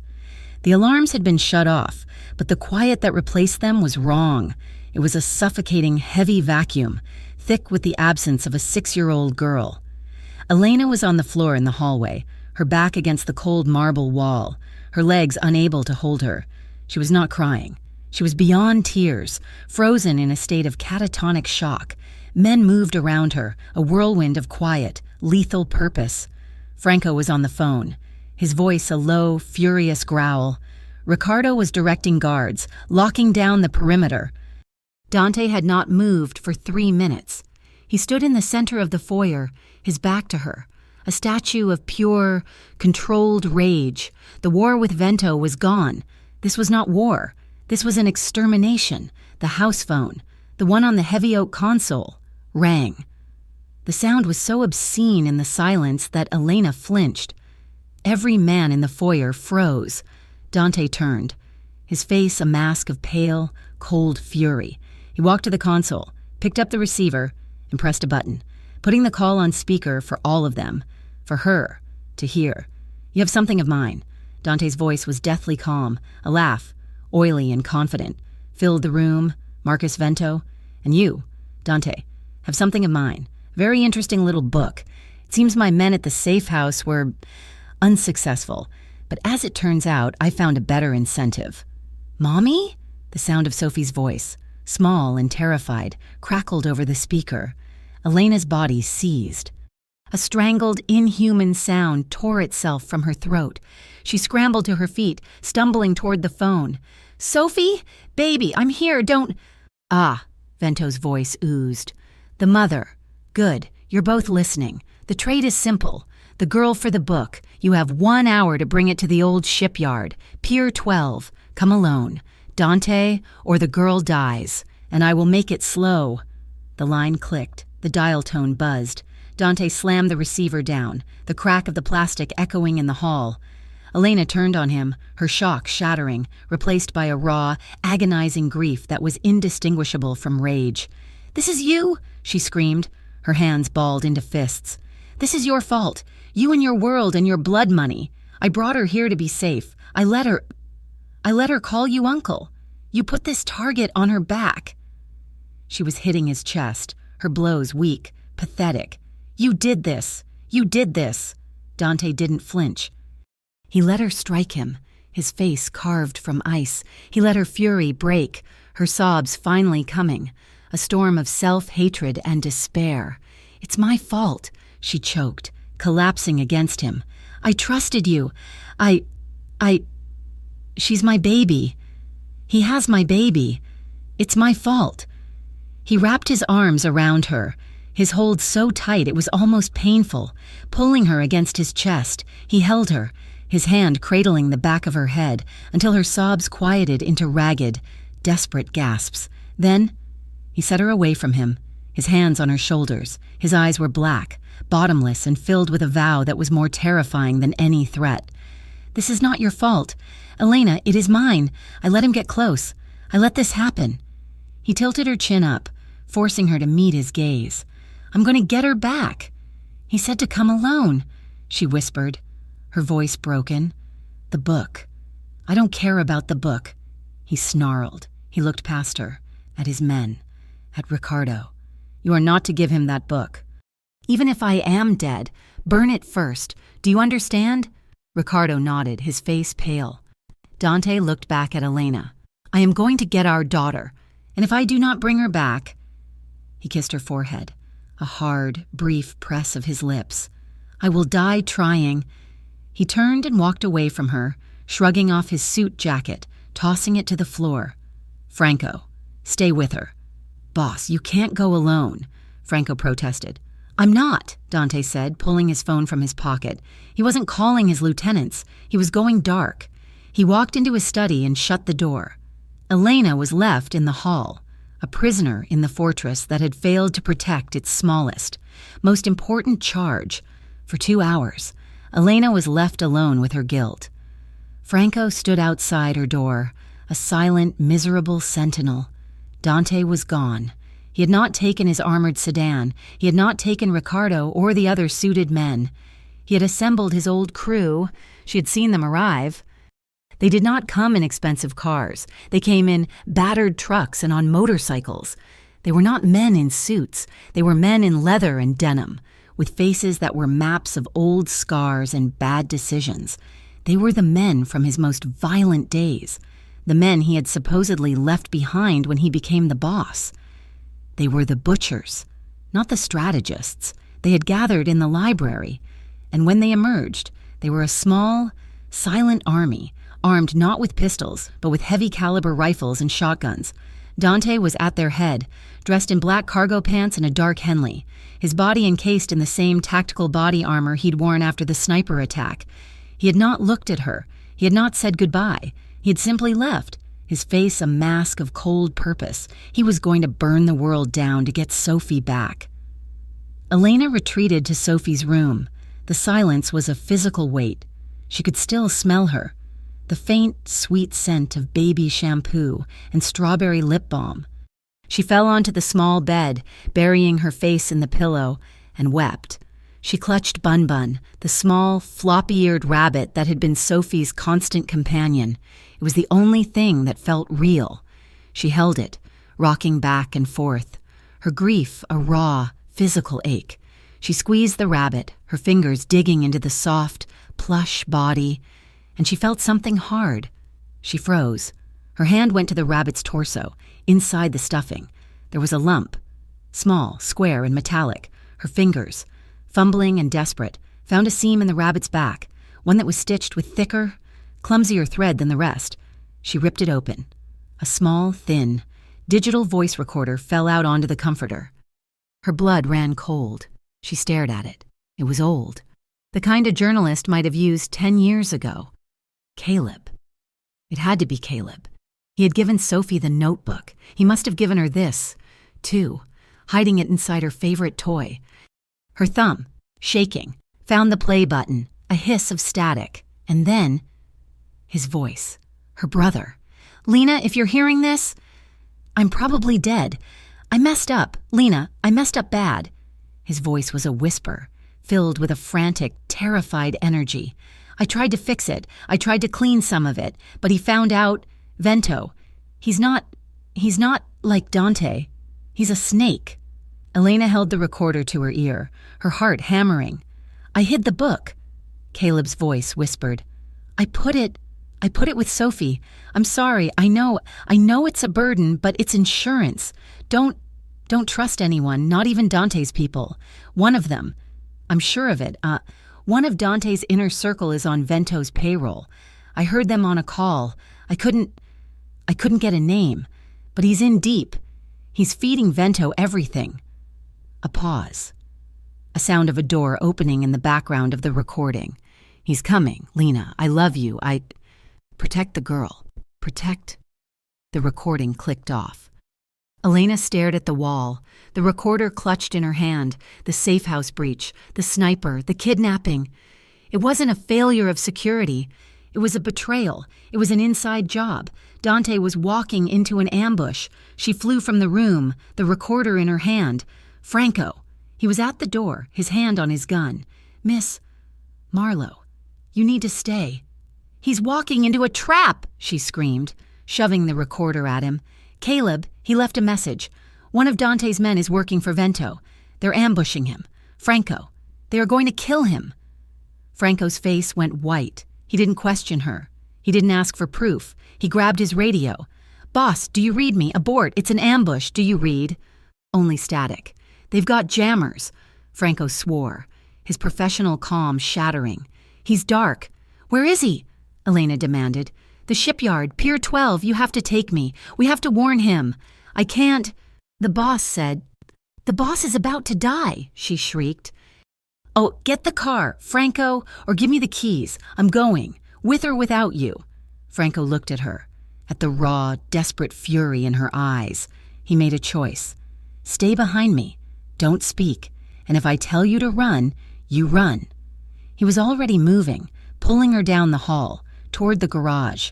The shipyard was a graveyard of rust and shadows. Franco's car, the unarmored one, skidded to a halt on the gravel road a quarter-mile from the main pier. They could see them. Dante's crew. They were staged behind a stack of shipping containers, just outside the massive, corrugated metal warehouse that was Pier 12. They weren't moving. They were waiting. "Stay in the car," Franco ordered. "No," Elena said, unbuckling. "He'll listen to me." She was out, running on the uneven gravel, screaming his name. "Dante!" A man from the old crew, one with a face like a broken rock, grabbed her, his hand like a steel trap on her arm. "Get her back!" "Dante!" she screamed again, fighting him. "It's a trap! One of your men! It's an ambush!" Dante emerged from the shadows. His face, under the brim of a tactical helmet, was grim. "Elena, what did you do?" "He's in there," she sobbed, breaking free and running to him, grabbing the front of his body armor. "One of your men. Caleb. Caleb recorded it. He's working for Vento. He's feeding them information. This is a trap. They're waiting for you." Dante's eyes were cold. He looked at her, then at the men around him, his old crew, men he'd known for 20 years. "Who?" he asked, his voice low. "She doesn't know," Franco said, coming up behind her. The recording just said, "One of the inner circle." "Boss, she's hysterical." The man who had grabbed her said, "We're losing time. The girl." "Be quiet, Leo." Dante's gaze was sweeping, calculating. He was reevaluating every breach, every failure, every piece of bad intel from the last month. Then his eyes landed on Ricardo. Ricardo, his oldest lieutenant, the silver-haired man who had not been dismissed, who had been coordinating logistics from the estate, who had been alone, with access to every comms channel. "Ricardo," Dante said, his voice quiet, "you're on the line with the estate. What's the status?" Ricardo, who'd been standing near the back, cleared his throat. "It's chaos, boss. Like we expected." "And the jammer?" Dante asked. "Vento's jammer. It's strong, localized. How would you know that? Ricardo?" The lieutenant's face went pale. "Boss, I just assumed." "You assumed," Dante said. He took one step toward him. "You were the only one who knew about the safe house vulnerabilities. You were the only one who knew my route this morning, before I changed it. And you were the one who suggested I bring the old crew. Men you thought I couldn't control." "Dante, this is madness," Ricardo said, his hand twitching toward the gun at his hip. "She's poisoned you against us." "No," Dante said, his voice soft. "She just opened my eyes." Dante didn't draw his pistol. He drew the knife sheathed on his vest. He moved so fast Elena didn't even see it. He was a blur, a shadow closing the distance. Ricardo tried to draw his weapon. He was too slow. Dante's arm moved once, a short, brutal arc. Ricardo gurgled, a look of profound surprise on his face. He clutched his throat, blood pouring between his fingers, and fell. The old crew stared, silent and wide-eyed. Dante turned, wiping the blood from his blade on his pants. He didn't look at the body. "The plan is compromised," he snarled, his voice a low growl that carried in the cold, salt air. "They're not waiting for a trade. They're waiting for an execution. So we are not going to be quiet." He pulled a detonator from his vest. "We are going to be loud." He pressed the button. The side entrance of the warehouse, 100 yards away, exploded. A fireball of shrapnel and debris. The ambush was now a firefight. "Franco!" Dante yelled over the first shouts of gunfire from inside. "Take her to the south exit. We'll flush them to you. Go!" "Dante, no!" Elena cried. "Go!" he roared, pushing her at Franco. He turned to his crew. "They have my daughter. We are leaving no one alive." He raised his rifle and walked into the fire. The next 10 minutes were a blur of screaming, gunfire, and the smell of cordite. Elena and Franco crouched behind a rusted-out forklift as men. Vento's men, Dante's men exchanged fire in the cavernous warehouse. It was not a battle. It was a slaughter. Dante was not a man. He was a force of nature. He moved with a brutal, focused precision, his rifle firing in short, controlled bursts. He was not a boss. He was the killer who had protected his sister, the man who had stood in doorways. He was wounded. Elena saw him take a shot to the shoulder, the impact spinning him, but he didn't go down. He just raised his rifle and kept moving, a relentless, terrifying shadow pushing deeper into the warehouse. "Sophie!" His voice was a roar, louder than the guns. "Sophie!" "Dante! In here!" Vento's voice. Dante disappeared into a small office at the center of the warehouse. Elena broke from Franco's hold. "I have to." "Stay down!" She ran, dodging a burst of gunfire that sparked off the concrete beside her. She reached the office just as Dante kicked the door in. Marcus Vento was there, his face a mask of sweat and terror. He was holding Sophie, a pistol pressed to her small head. "One more step." "Dante," Vento screamed. "And I swear I'll—" "You're a dead man," Dante said, his voice a low, cold promise. He was bleeding heavily from his shoulder, but his rifle was rock steady, aimed at Vento's face. "Mommy!" Sophie cried, seeing Elena in the doorway. "The book!" Vento shrieked, his hand shaking. I just want the book." "You're not going to use it," Dante said. "Let her go," Elena whispered, stepping into the room. Vento's eyes flicked to her. A fatal mistake. It was all the distraction Dante needed. He didn't shoot. He moved, closing the distance in one stride, his rifle smashing Vento's hand, breaking his wrist. Vento screamed, the gun clattering to the floor. Dante didn't kill him. He just grabbed Sophie, pulling her from the man's grasp and spinning, putting his own body between his daughter and the threat. "Get her!" he yelled at Elena. Elena lunged, grabbing Sophie, pulling her close. "It's okay, baby, Mommy's here. You're safe." Dante turned back to the cowering, whimpering Vento, and in the distance, sirens, loud, getting closer. "Dante!" Elena screamed. "The police!" Dante looked at Vento, then at her. He made his choice. "Franco!" he yelled. Franco was there, his gun out. "Boss, we gotta go, the old crew. They're gone. They scattered, but the cops are real." Dante was bleeding badly. He was unsteady on his feet. He stumbled toward Elena, his hand out. He touched Sophie's hair, his fingers slick with his own blood. "Go," he whispered to Elena. "Go, take her."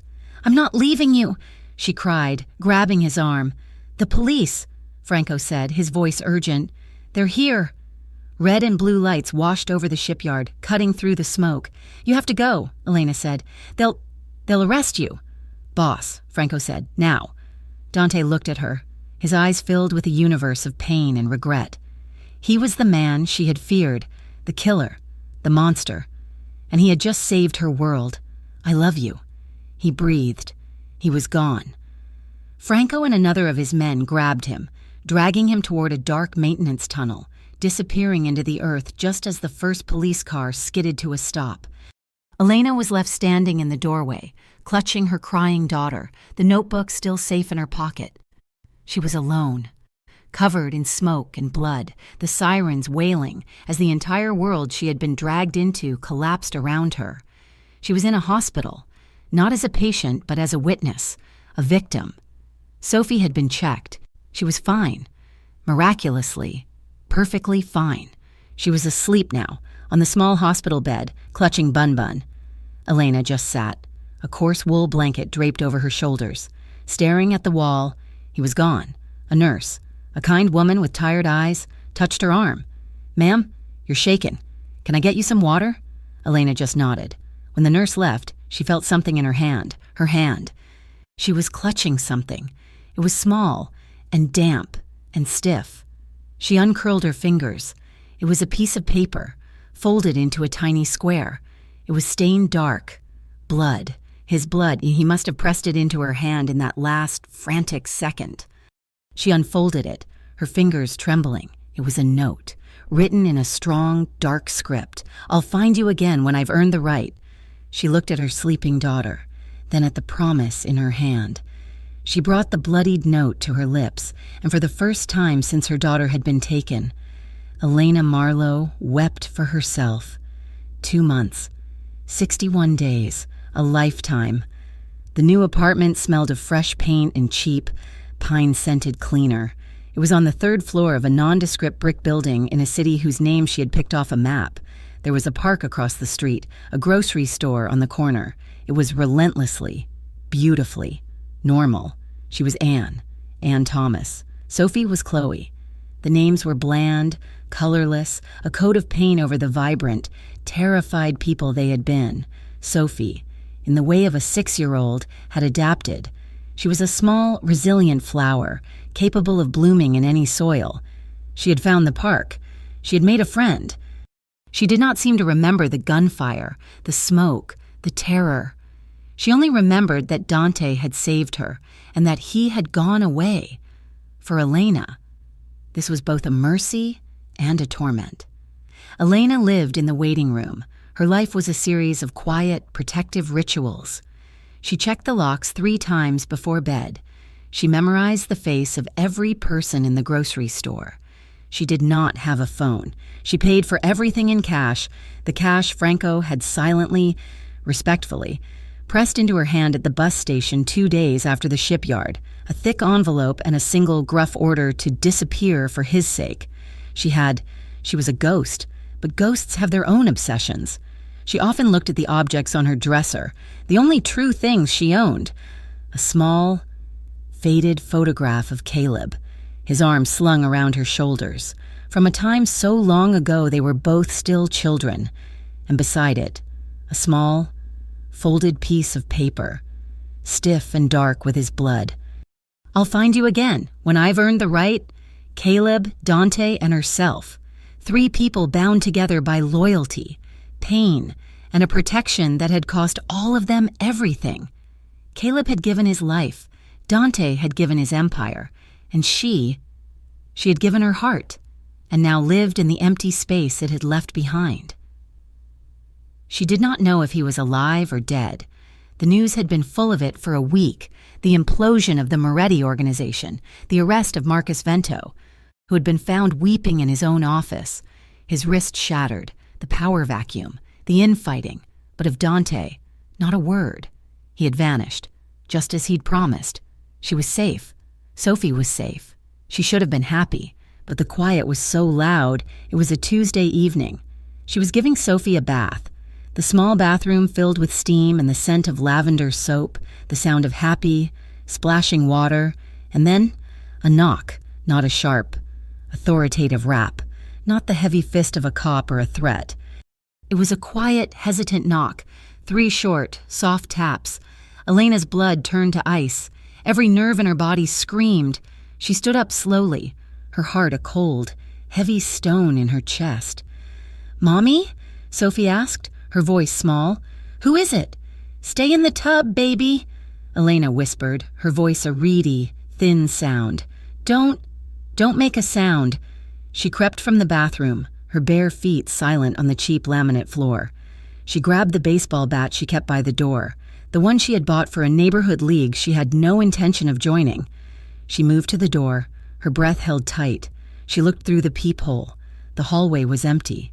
No, not empty. There was a man, but he was not looking at the door. He was leaning against the opposite wall, his head down, his hands shoved deep in his pockets. He looked tired. He looked up, as if he could feel her gaze, and his face, distorted by the fisheye lens, filled her vision. Her breath left her in a single, painful gasp. The bat clattered to the floor. It was him, but it was not him. The expensive suit was gone, replaced by simple dark jeans and a gray Henley. the same as he'd worn in the safe house. The dark, swept-back hair was shorter, simpler. The shadow of stubble was gone. He was clean-shaven, and the power, the cold, dangerous aura that had radiated from him, it was gone. He was just a man, a tired, wounded man, standing alone in a hallway. Her hands were shaking so badly she could barely work the locks. The deadbolt was stiff. It scraped, loud in the silence.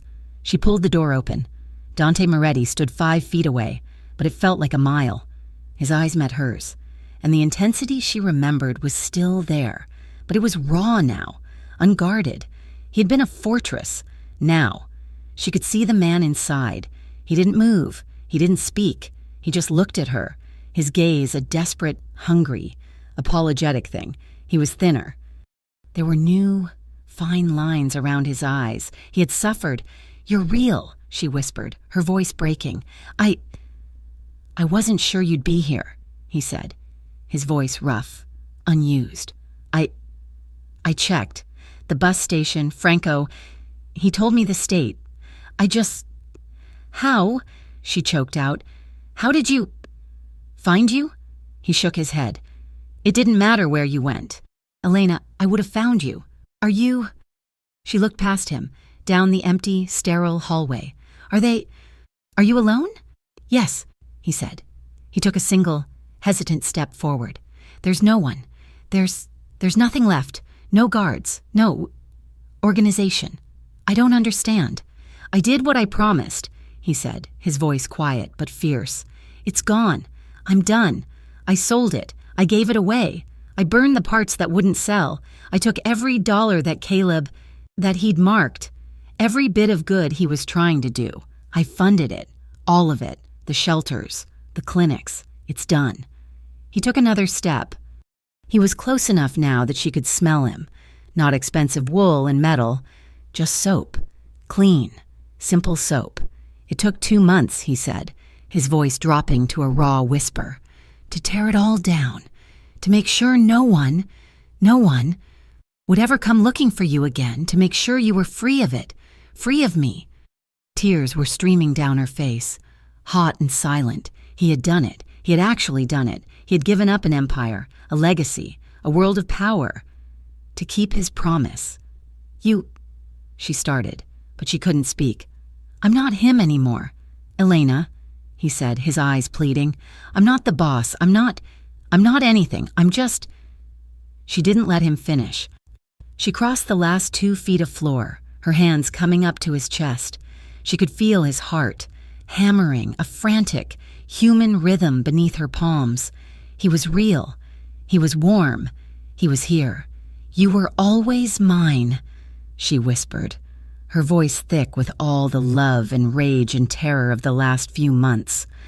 "Even when I hated you, even when I was terrified of you, you were mine." He broke.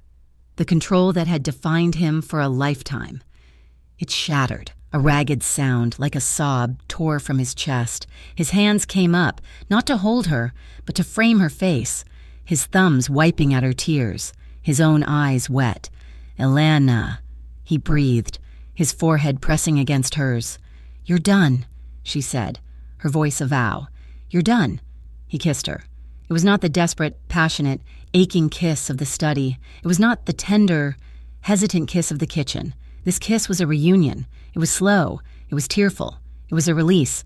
It was 2 broken halves of a soul locking back into place. A feeling of coming home?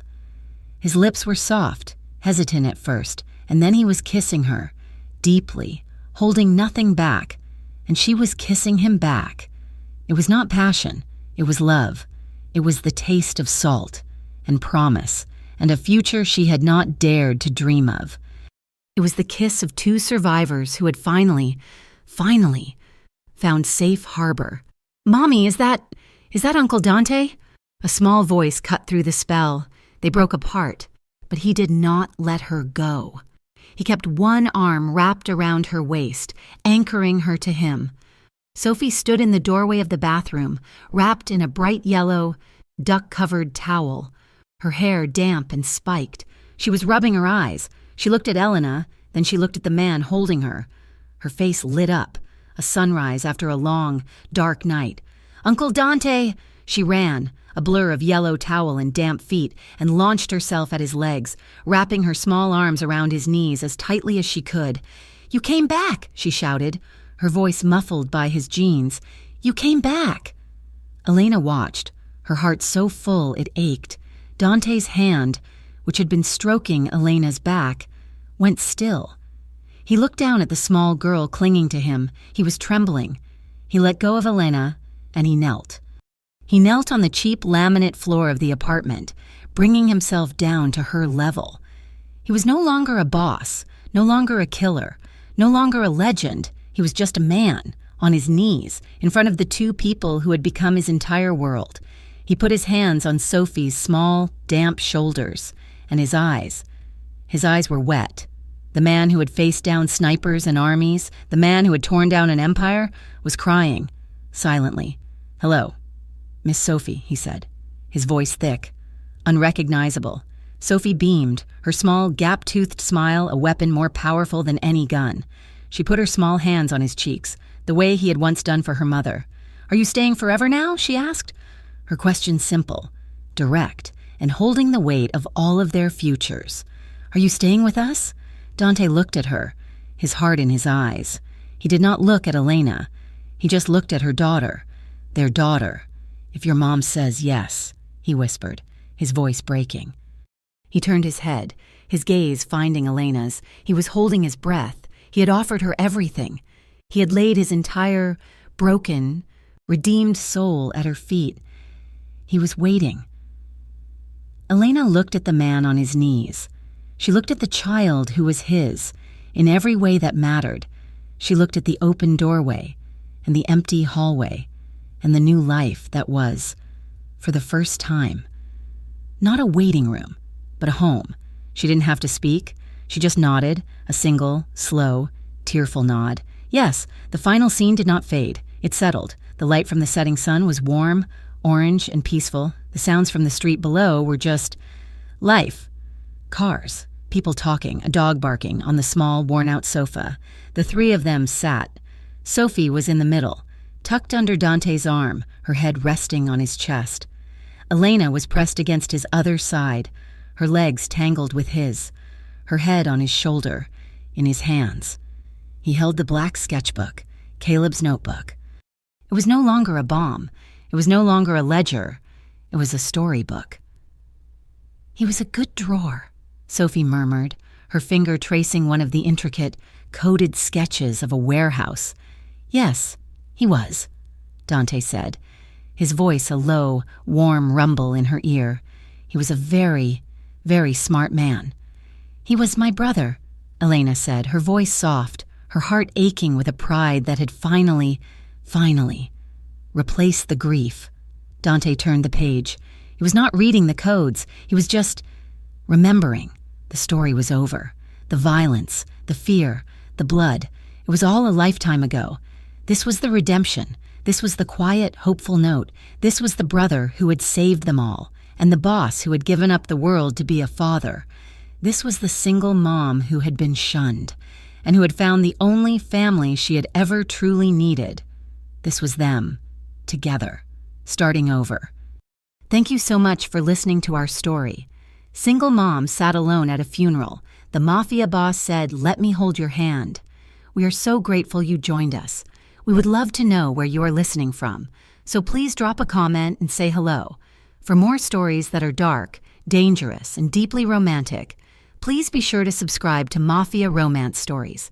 We want to hear your thoughts. What was your favorite part of Elena and Dante's journey? Let us know in the comments in English. We read every single one. Until next time.